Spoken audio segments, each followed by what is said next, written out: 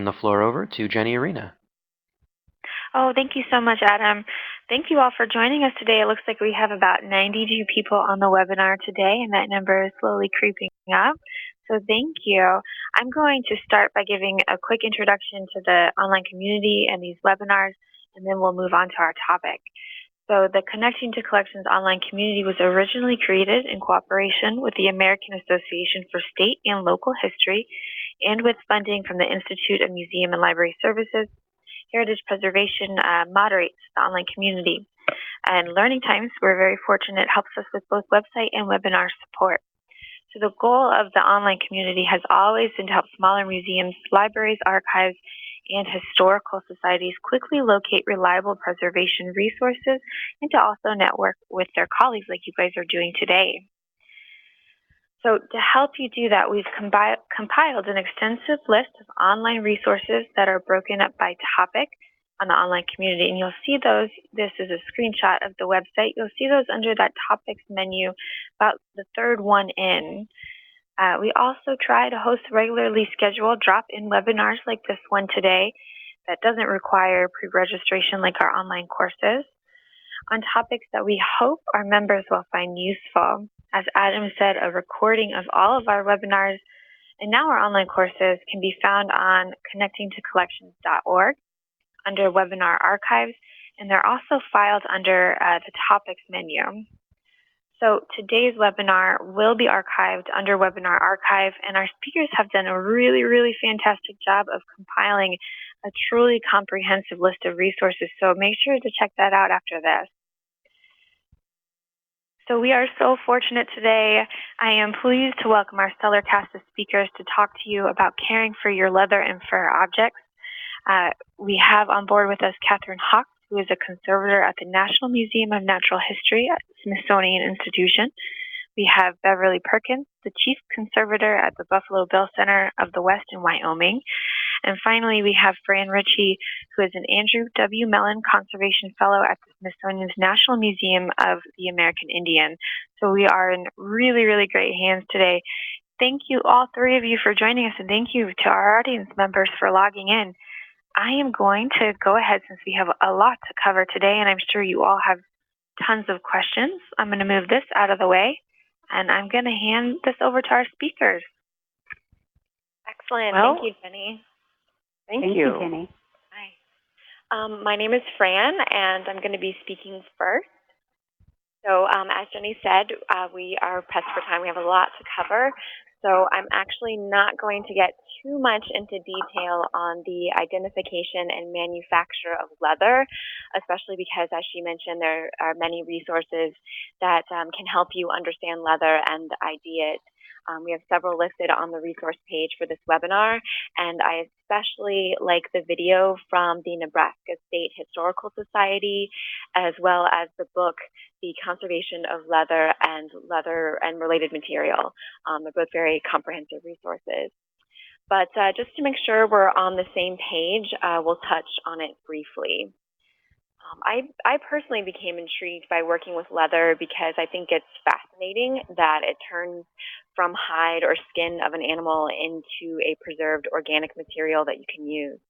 A very rough definition of leather is that the skin has been preserved through some kind of process that slows or eliminates microbiological decay. Although there are so many ways of preserving the skin that it's difficult to make a more exclusive definition. There are even objects that are made from untanned raw hide or even what we call semi-tanned leather. So not all of them are even preserved completely according to the definition.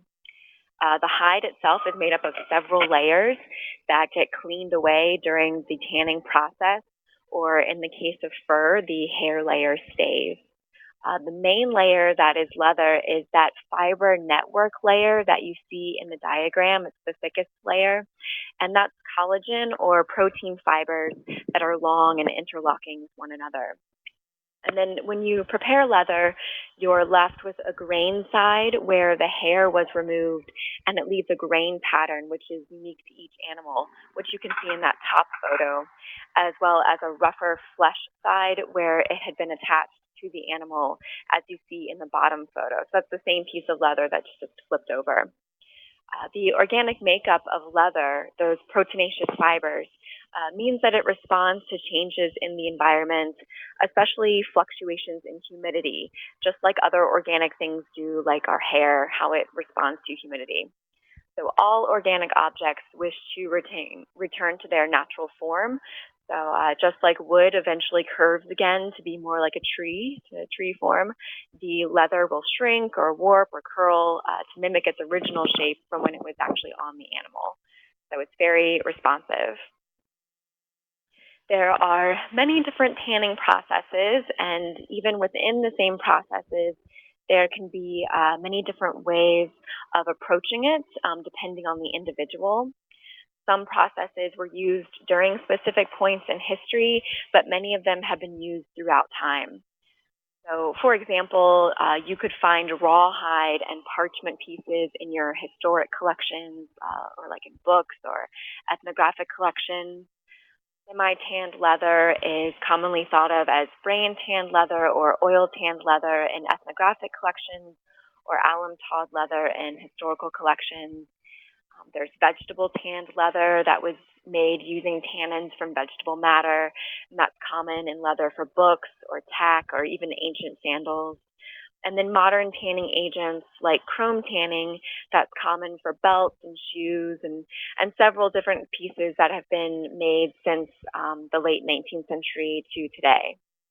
And fur can be made from different tanning processes as well. The only difference is that the fur was not removed before the process. And there are other kind of bonus leathers that you might find in your collection, like gilded or painted or japanned, and all of those have layers that have been applied to them, which can create complications during aging. There's curaburi, which is boiled leather, and that was rendered thicker for things like armor and water buckets, but it also made it brittle.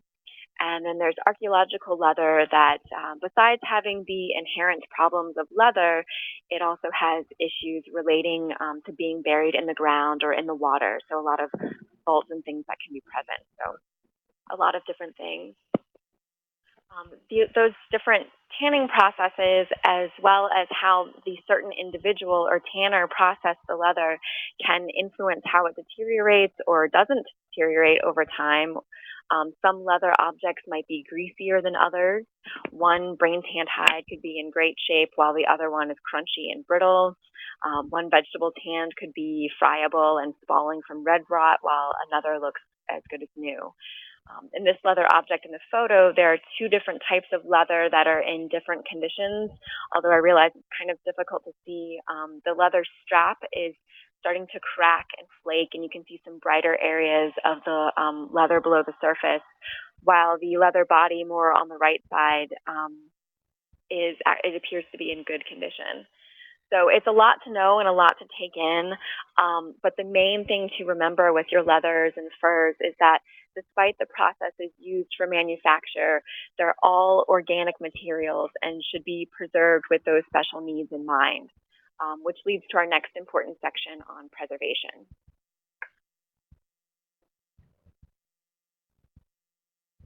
Thank you, Fran, and thank you for advancing the slide for me.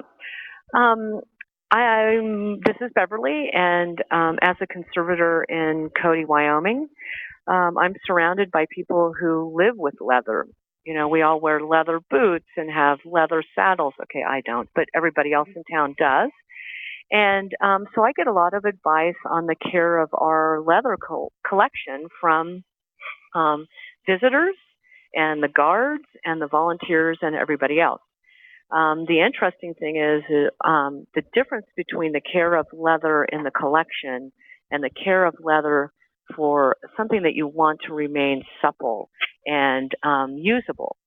So I have a story of a collector who had one of those parade saddles from somebody like Roy Rogers, and it has all of the silver on it, and it's a very elaborate saddle, and he was donating it to the museum. In the parking lot, he took his horse out, put the saddle on, so the saddle is now on the horse's back, and he put his rear end on the saddle and rode it up to the front entrance of the museum. the collections people all came out in their white gloves to take it off the horse and bring it in to the museum.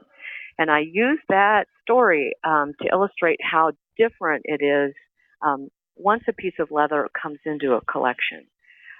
We no longer necessarily care about the suppleness or the usability of the leather, but we want to try to preserve it the best way possible. And that's really by maintaining a very stable environment. So some key factors to that are you want to reduce light exposure. And so you want to remember that light exposure is cumulative. So if you have a very low light level for a very long time, for years and years, that could be the same as a high light level for a short amount of time. So reduce the light exposure. You want to keep your leather in a stable temperature and relative humidity. Temperature should be around 68, 70 degrees, relative humidity around 50%. Now in Wyoming, we live in a very dry place where really it can get very low, the relative humidity. So we keep our leather at 35%. My point about this is if you have leather in one environment and you're going to take it to another environment, you want to do that very slowly. You don't want to say, I have to be at 70 degrees temperature, 50% relative humidity, and take those things and put them in a new building. You want to aim for the environment where they've been living over time successfully. So these are guidelines. They're not laws. You want to reduce the risk of water damage.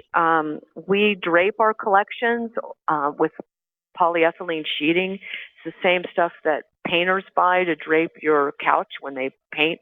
So you can get it at hardware stores or big box stores. In the lab at night, before we shut the door, we drape everything that's out on tables. This is just in case there is a water leak, and that could be anything from fire systems going off to a pipe that leaks to a wall. We have walls that every once in a while will leak. You want to avoid pest activity, and that is just keeping people from eating near your collection, monitoring your collection, and keeping it clean. They found in Katrina that collections that had just been recently cleaned and rehoused grew much less mold in a dangerous situation than collections that hadn't been monitored and cleaned recently. Sorry about the picture of Roy Rogers with his head cut off. You would think that if you were going to, maybe it's a picture of Trigger. But anyway, moving on. We're now going to talk a little bit about the environment. Thanks, Bev. Hi, everyone. This is Kathy. Actually, I'm going to focus on reducing exposure to pollutants. There are basically three kinds: solids, liquids, and gases. And solids are things like dust and soot that can accumulate on the surface of your specimens or objects and obscure details and sometimes cause abrasion. Their presence necessitates a lot of cleaning, which can be hard on the object. The solids also serve to either absorb or adsorb gaseous pollutants and hold them on the surface of objects, where the pollutants can cause chemical damage. Some solid pollutants also cause chemical damage in and of themselves. For example, direct contact with alkaline materials, such as concrete particles from scuffed floors, and even from overly buffered paper products, can damage the proteins in skin and the pigments in animal hair. So most proteinaceous materials survive best in contact with neutral to very mildly acidic or very mildly alkaline materials. Most of the materials you buy from conservation suppliers would be fine. If you're in doubt about the pH of a material used to store objects made of skin, consider using a barrier between the object and the storage material. Here at the National Museum of Natural History, we tend to use pH-neutral blotting paper as a barrier.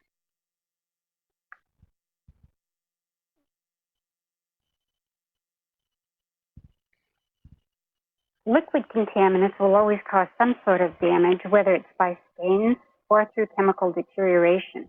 And so some classic examples are water, whether it's from a leak or a flood, or beverages of any kind, which is another good reason to keep them away from your collection.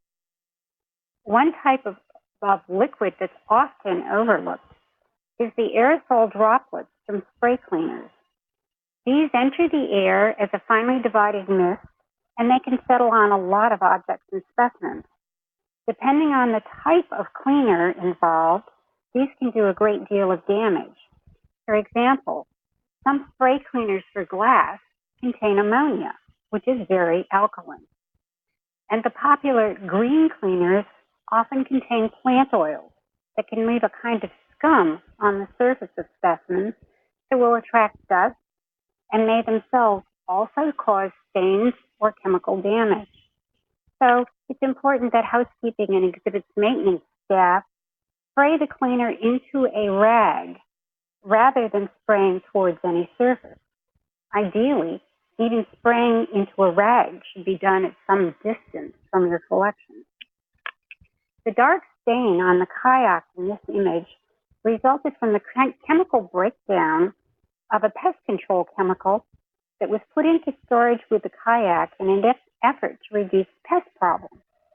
Unfortunately, the dichlorvo strip inside the small round container oozed liquid phosphoric acid as it aged, eating a hole through the kayak skin.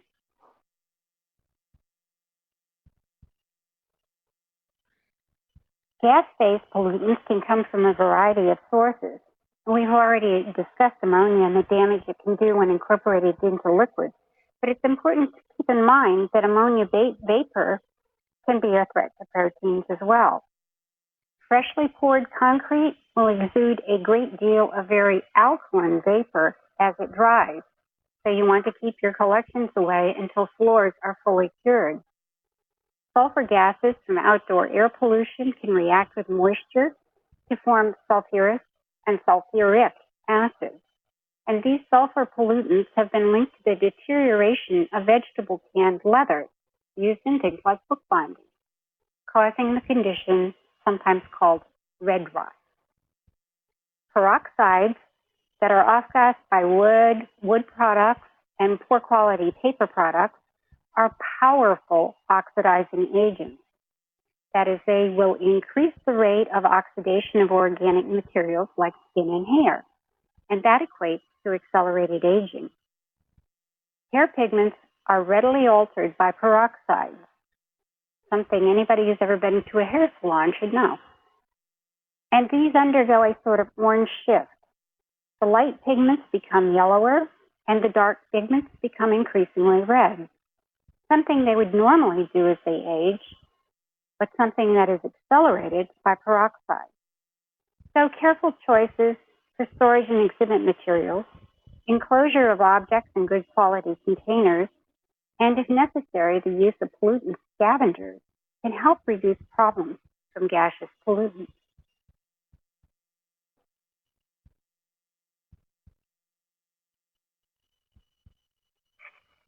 Fran?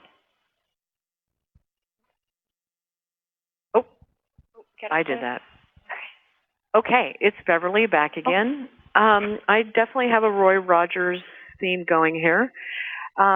This is probably a TV set, but some museums also have their artifacts very accessible to the public. And I think it's very important to reduce any possibility of handling. If you're aware that the public can and does get access to your collection, it's definitely worth trying to mitigate that. In other words, trying to deal with that and move the object so that the public can't get to it. And a little later, I'll show you how to keep the staff from getting to your collection. Just kidding, but not really. Okay. On the left is yet another Roy Rogers saddle, and it's in this beautiful, pristine vanilla state. And here it is in a case. Poor guy can't get to a saddle now. But that's important because unless he had gloves on, if he handled that very much, or actually even probably wore it in one parade, it would never be the same object again. Here we are. This is how to help your staff, how to keep the collection safe while you're handling them. We want to look at the collection and we want to examine it. Curators want to have access to the collection so that they can mount exhibits and know what they have. These are fabulous mounts that were made for shoes and gloves. They're very little adhesive, absolutely no tape was used. Pencil was used to write on the board. And then there's a substance called twill tape that actually isn't tape because it has no adhesive on it, but it's cotton ribbon. And we use that to make boxes and also to hold the objects into their boxes. So let's say I want to go in and I want to look at the shoe collection. Now I can handle these trays and boxes instead of handling the actual object. You'll also notice that fragile areas have been lightly padded with tissue. Tissue is great for use. Sometimes after a few years, you can rotate that tissue out and put new tissue in. The one thing you want to avoid is a really zealous person overstuffing things. So you want to lightly stuff your collections. And if you see things that are overstuffed, that's a good time to examine them and take some of that stuffing out. Especially in Wyoming, with all the advice I get on how to take care of the leather in the collection, people always want to feed it. They want to feed the wood and the leather. Now, it's not hungry. The leather and the wood in our collections are really not hungry. So we really don't put coatings on our wood, really, or our leather. We have the luxury of having an excellent environment. So that's how we take care of our leather. We don't put things on it. I mean, there are hundreds of dressings out there on the market, and they contain oils, waxes, resins, all kinds of different materials that can affect the leather. So we don't use any of that. Sometimes I get the public and the guards calling me to say your leather is molding. And I've had so much experience with this now, I don't run up there in a state of panic, because what I think is really going on, of course I go and check it, is that there is a substance called bloom on the leather. And that is actually the leather dressings, the oils and waxes that were put on, hopefully during its use or, in past years in care in the museum. And what happens is when the temperature gets cooler, that leather dressing that is kind of oozed out onto the surface of the leather crystallizes. So it's no longer liquid. Now it appears as a white powder. So from a distance, it looks like mold. It actually even looks on this photograph like mold from the pattern. But the way to tell mold, the down and dirty, easy Wyoming way, okay, the Bev way to do that is to have magnification. You can buy the highest reading glasses at Costco, and you'll have 3 pair for you and all of your volunteers. And take a really good look at it. Mold should look almost like a little plant and not be hard and crusty. If it's active mold and you take a small watercolor brush and take a poke at it, it will kind of smear like wet, active mold. Then you have a problem and you do have mold. But let's say that it doesn't smear, it powders away very easily. That could be dry mold. So then you would clean that off. But let's say it's bloom and you're in luck. Bloom can be wiped off with a nice cotton rag, and if it's harder to get off, you can actually use a hair dryer to gently warm that leather and take it off with a cotton cloth. Now the problem is, if you put that object back in a cold environment, that bloom is likely to come back. But don't be afraid. You know what it is now, and you can wipe it off. I like this slide because I was looking for I was looking for bloom on leather, and this picture was on the internet. And that's actually bloom. It's not mold. So don't panic. And you can always email one of us with a photograph of your object. But this is why they don't put dressing on their leather in Alaska. Ellen Carley wrote this little diatribe on why not to feed your leather. Thank you. I'm going to go on to the next slide. There you go. Thank you, Fran. Thanks. So before performing conservation work on an object, it's important to just remember and know the history of your object, to know if that dirt and dust is present from the object's time in the museum, or if it's something that's evidence of the object's use or maybe its significance. So let's say you have a charcoal smudge mark on your leather saddle. If that's something that a museum goer put on there and it's almost vandalism, you'd probably want to remove it. But if it's something that that Roy Rogers, put on his saddle, then you wouldn't want to remove it in that case. There are many different ways to approach ethical decisions when you're doing cleaning, so I'm not going to say any concrete rules, but just be sure to think about it, research it, talk to people before acting on anything.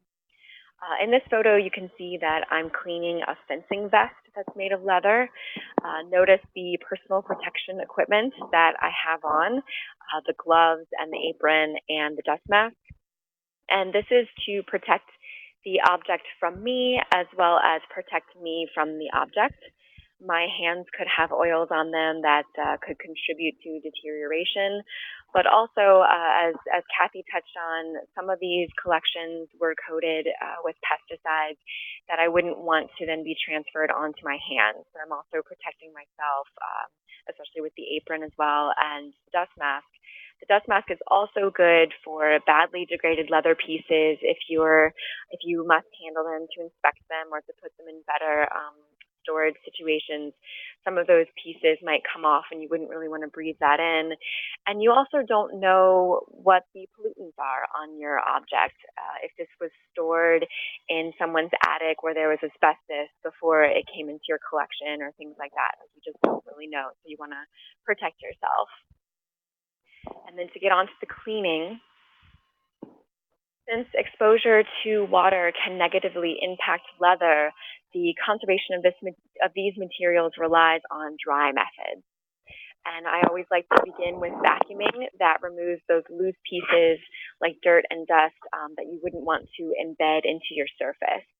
As Kathy was talking about, the pollutants that can be in dust, and dust is also hydrophilic, so that means that it will attract moisture and it can cause mold, like Bev was saying. It can be oily, etc. Make sure first to inspect the surface to make sure that it's in good enough condition to withstand vacuuming. For example, vegetable tanned leather that's exhibiting red rot could be flaking fine pieces of leather off that you wouldn't necessarily want to vacuum all of it up. You need to use a soft bristle brush to gently brush the surface of the object, and you brush it into a vacuum. It's best to hold the vacuum parallel to the surface of the object so you don't risk sucking in the object, and this is demonstrated in that top photo on the left. I also like to cover the end of the vacuum using a piece of screen or a piece of cheesecloth. And you'll definitely thank yourself for doing that if a piece that you didn't realize was loose is actually sucked up by the vacuum. And as you can see, I often improvise and just use the materials that I have on hand, which the day I was doing this was a hair tie that I used to secure the cheesecloth onto the vacuum. And a lot of conservation labs are usually fortunate to have a variable speed vacuum, like this Nilfisk brand vacuum in the bottom corner. And that's good because you can set it on a lower setting of suction, once again, so you have more control over things and you don't accidentally suck up your object. But if you don't have a variable speed vacuum, they're pretty expensive. That's okay. Just hold the nozzle farther away, a little bit higher from the object so that you have your control in that way. Next thing would be sponging. If the surface is in good enough condition and it isn't too fragile, you can further remove accretions and dirt and whatnot using sponges. The two that I use most frequently are soot sponges and cosmetic sponges. Soot sponges are made of vulcanized rubber, and they're extremely effective at removing fire damage. They're also sold as smoke sponges.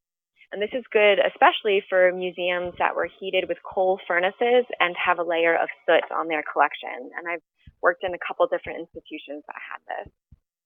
These, though, sometimes they leave behind small fragments of the sponge, so you need to be sure that you vacuum those areas after you sponge them. The cosmetic sponges are literally the ones that you find at a drugstore in the makeup section, and they're made out of polyether polyurethane. You can gently rub these onto the surface as well, and I found that using the vacuum with the cosmetic sponges over top works really well and seems to grab more dirt, and that's demonstrated in the bottom right photo. This was especially good for embellished leather objects like Native American objects with beadwork and quills and embroidery and whatnot. And to help control your sponging movements, I recommend only moving in one direction so you're less likely to press too hard and rub at the surface. The next would be brushing and swabbing. If there are accretions on the surface that are able to brush off without really rubbing, you can use a slightly stiffer brush, so one that has a little less give than your soft vacuuming brushes, but definitely not a very stiff brush or metal wires. I've also worked on leather pieces that had corroding metal components. The photo in the middle, it's a little difficult to see, but there's a green waxy corrosion around the copper boot lace liners, and I was able to reduce that using cotton swabs or just Q-tips. And while in storage for several years, this waxy green corrosion transferred to the leather that was adjacent to the metal, and I was able to reduce that corrosion with a cotton swab and a brush on the leather. And it didn't abrade the surface or anything.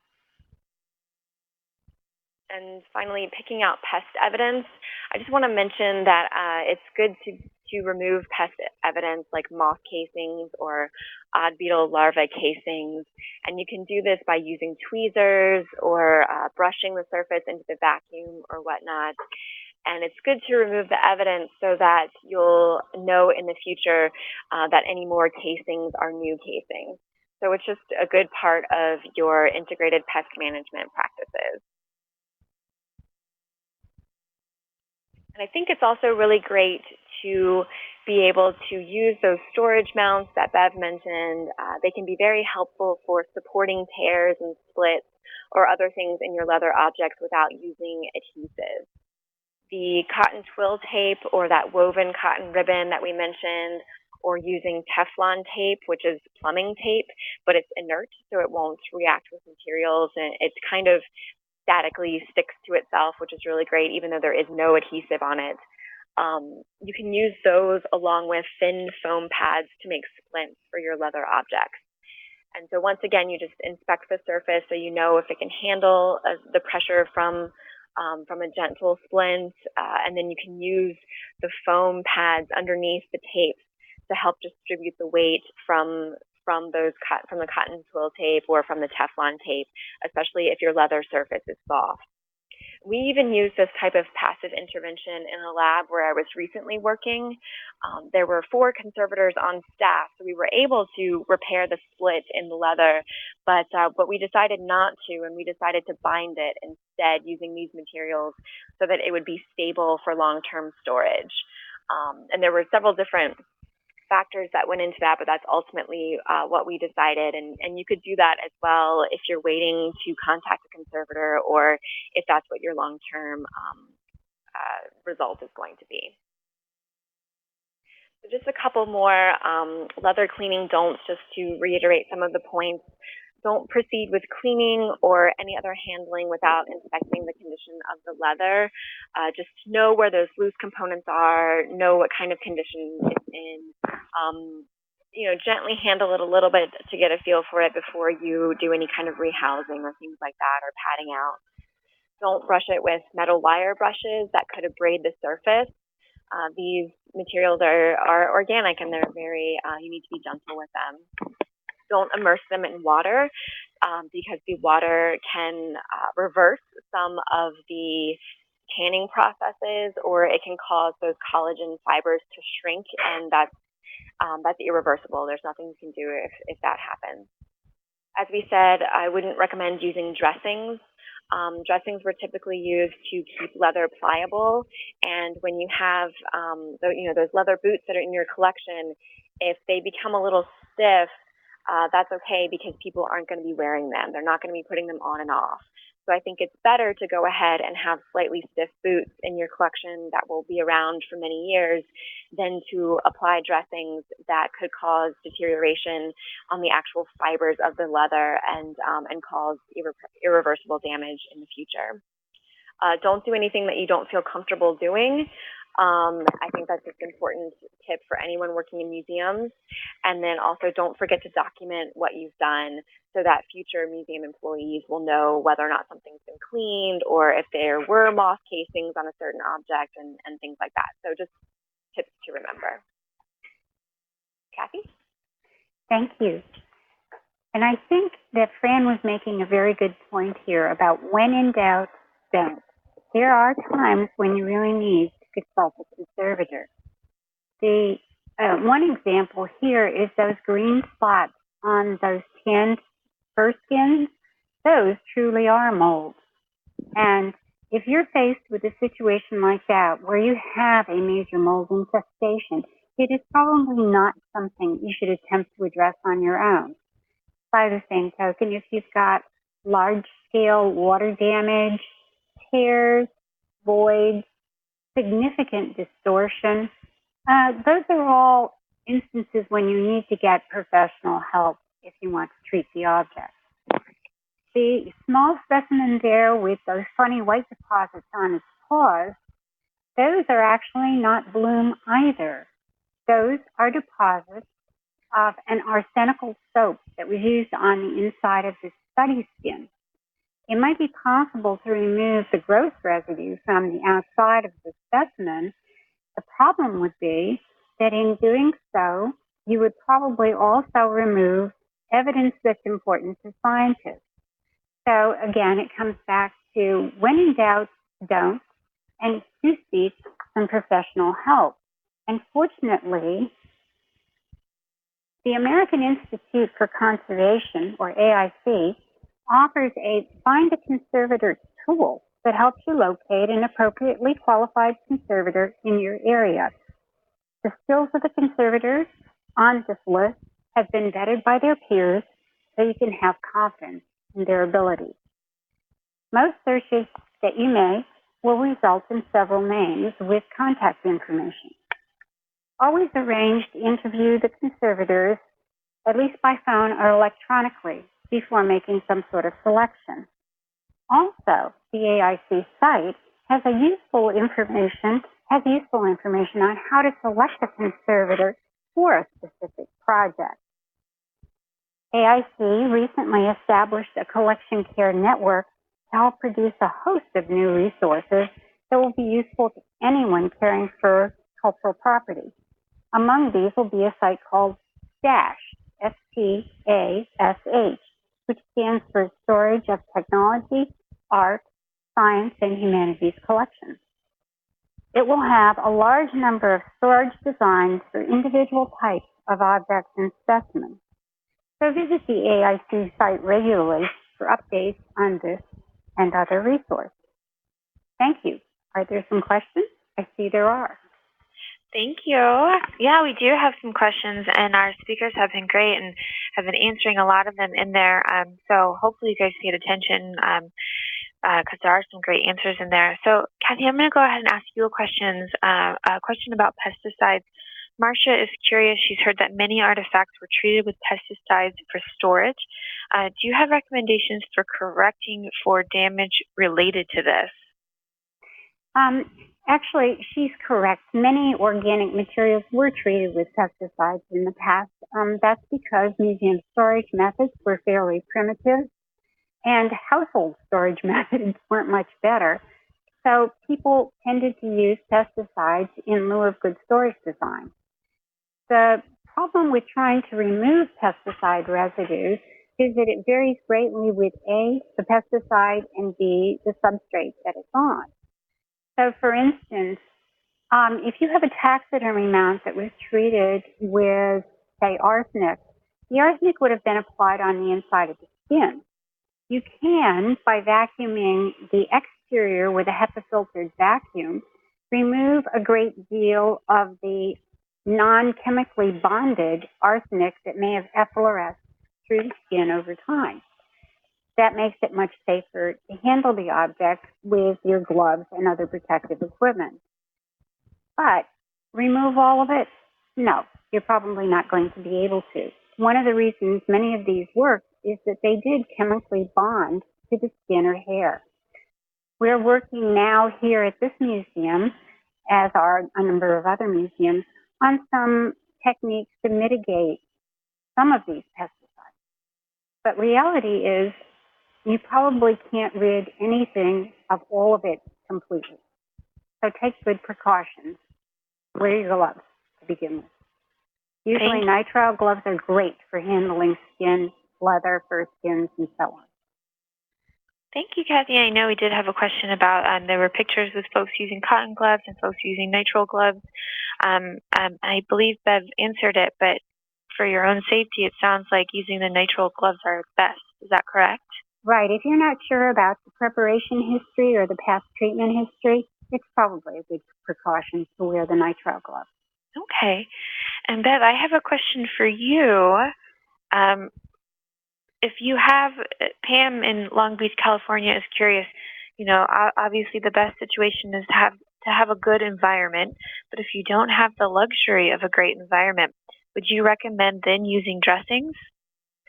I actually would, I'd be curious to know what the other presenters think, but I would still recommend against using dressing. First of all, what do we mean by dressing?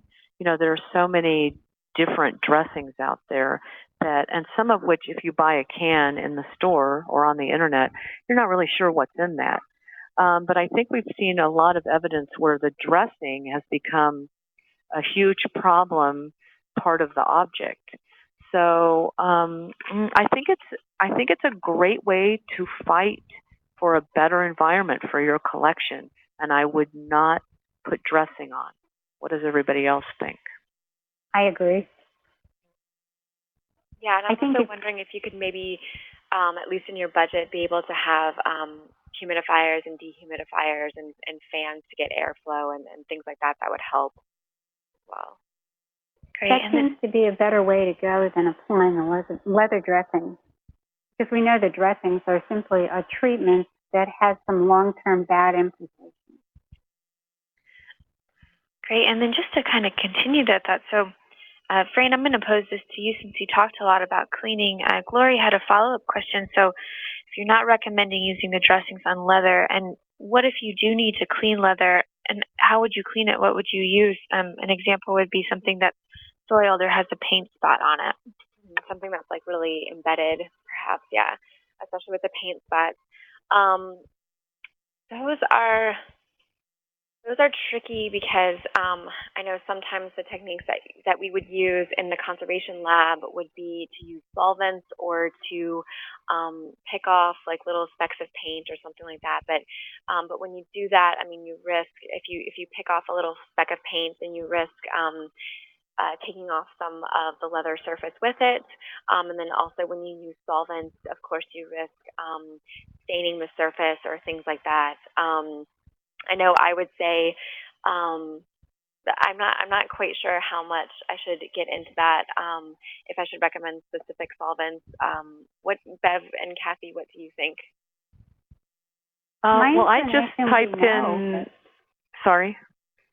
Oh, I was going to say I would recommend exactly what you've just written. Call a conservator. If you're dealing with spots and things like that where you don't necessarily know, again, the entire preparation history of the material, and the exact nature of the spot or stain, it's conceivable that you could do a lot of damage trying to treat it yourself without the proper analytical tools to find out the information you need, and without the knowledge of the proper technique. Great. And you can also contact a conservator, and even, you know, that doesn't mean that they're necessarily going to come and take the object away and treat it in their lab. I mean, they can come and just talk to you in person and help you inspect it and give you some recommendations based on that specific case. Right. And I bet every day I get at least 2 email inquiries, which are great because then they can send me photographs. Yes. And that's really fun for me, and it's I think it's a really useful way to start a conversation. Great, guys. Let me see. I have a question from Tracy, and Bev, I think you addressed it. So Fran and Kathy, I'll ask you to weigh in as well. She's curious, for small institutions that don't have a budget for archival foam for boots, do you have any recommendations on things they could use otherwise? She asked, pool noodles covered in unbleached cotton, is that an option? Do you guys know of affordable options? Well, I really like Tracy's problem solving there. I like that she's thinking outside the box, but I think for me, what I would do is probably just pad it with unbleached cotton fabric, and make sure to wash that first and make sure that it's clean, but then use fabric and maybe some unbuffered tissue and things like that. What do you think, Kathy? I'd be inclined to agree. First place, I'm not quite sure what the pool noodles are made of, but there's absolutely nothing wrong with well-washed cotton fabric and using, especially an unbleached muslin, using that as a stuffing material would be great. Just as Bev said, stuff lightly. And Fran, I'm going to pose this next question to you as well. You did cover a lot of the cleaning. Marcia is curious how you would recommend cleaning suede. I think you can use the same techniques for suede. I think that, I mean, the surface is, of course, different than other leathers and embossed leathers and things like that, but it's the same kind of thing. Just make sure that you inspect the surface to see that it's not too deteriorated, that it's not going to that pieces aren't going to come off if you use a light brush. So just you have your light brush for cleaning and start in one very small inconspicuous section and look at that and make sure that it's stable enough, and then just continue on with the other techniques as well. Maybe not the soot sponges because they are a little bit rougher, but try a small area with the cosmetic sponge to see how that works, and especially the cosmetic sponge that's been applied over a vacuum. And feel free, everyone else, to chime in on that, but since I'm on here, I will go ahead and say that I saw also the question on whether or not the cotton swab I was using had a solvent on it, and it actually didn't. I was able to remove that waxy green corrosion from the copper components of those boots by using just a plain dry cotton swab. Great, let's see. And we have some questions for Bev about red rot and treating that. Originally, someone had asked about using linseed oil, and you had recommended actually methyl cellulose. I hope I'm saying that correctly. Can you kind of explain how that works? Oh, it looks like you might have already. Blah, blah, blah. Yeah, actually, I didn't see the linseed oil, but first of all, linseed oil is really not a consolidant. So it would, in my simple way of explaining, it would kind of wet up the surface and make me feel better. But in the end, that is another dressing. So I wouldn't recommend that. It's not a stable material. As you know from, I'm trying to think of other oils, that oils are not stable. Methyl cellulose is a pretty easy material to use. It's a very gentle consolidant, and it's a stable material. So we use it a lot in conservation on what I'm calling matte surfaces. So if you think of a pastel, I wouldn't use it on a pastel, but a very matte surface, it's a light consolidant that is not heavy-handed. Anybody else want to weigh in on my attempt to describe? Actually, that's the way I use methyl cellulose and what I like it for. So. I agree. Yeah. Great. It's really interesting to see the chat box. Actually, so pool noodles have been deemed safe, according to a couple of our participants. The Canadian Conservation Institute has a whole page on it. And then Christine says North Carolina C2C just did a project, and you can use them unless they're pink. Right, really? and I would agree with that. The anti-static coating is not live. Yeah. Yeah.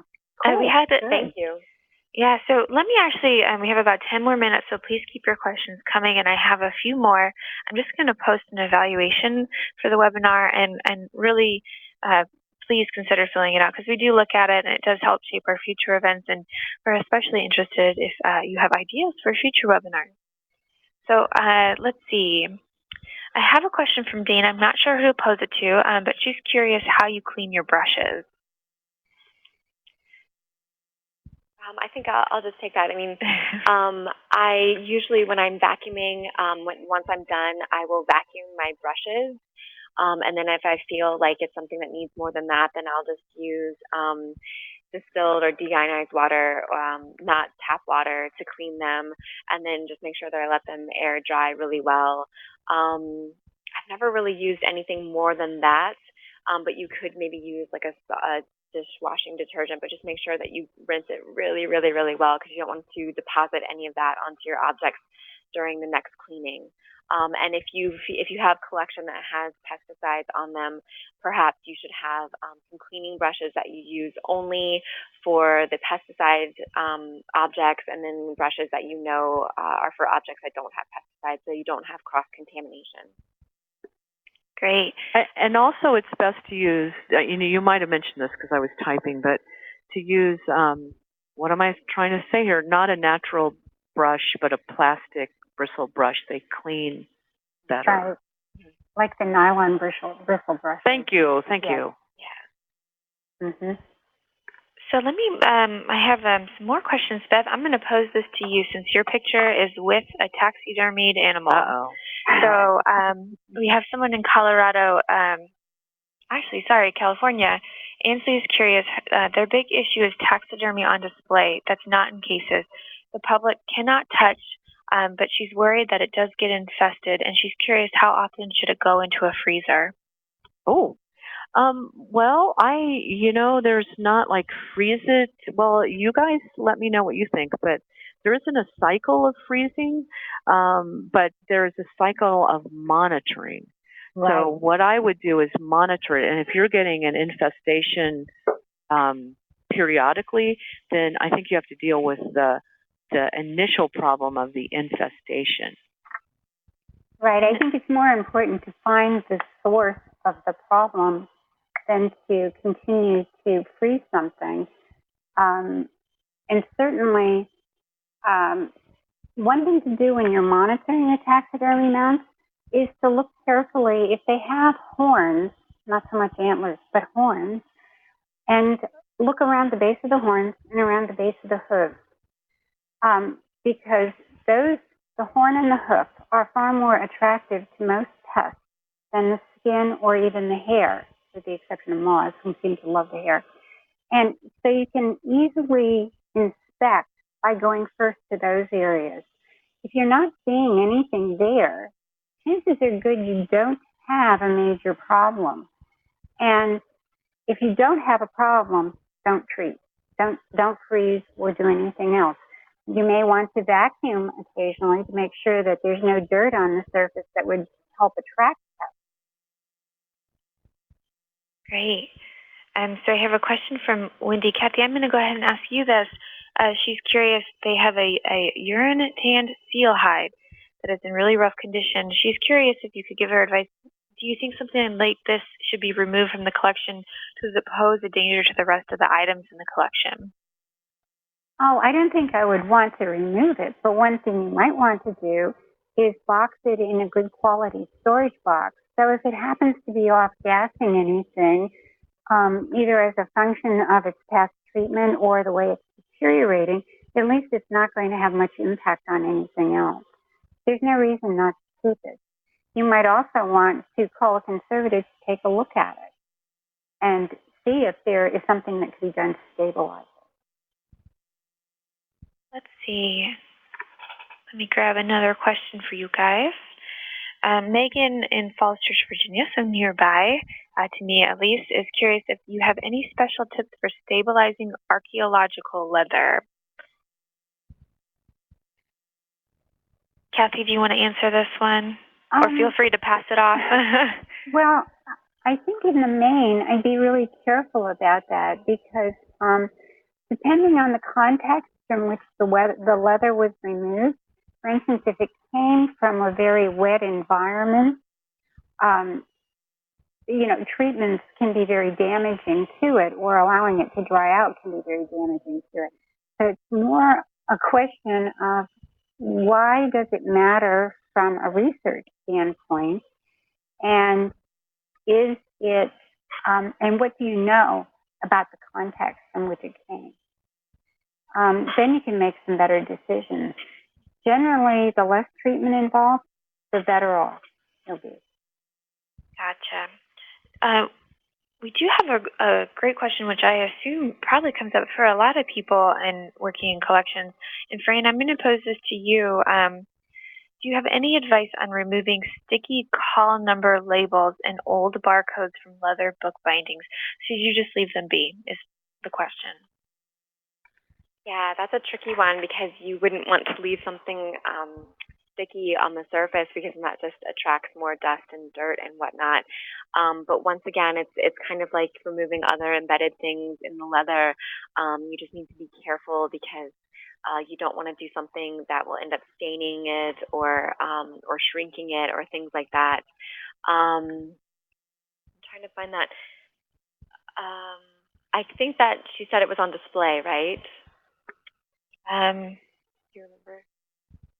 No, I'm sorry. Okay. If it's on display, you might have to leave it be until you're able to talk to a conservator about different methods you could use for that particular object.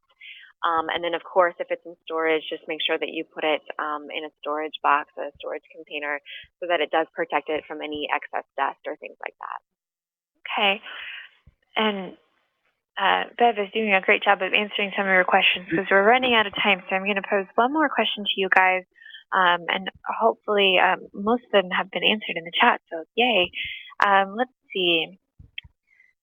So Glory had a question.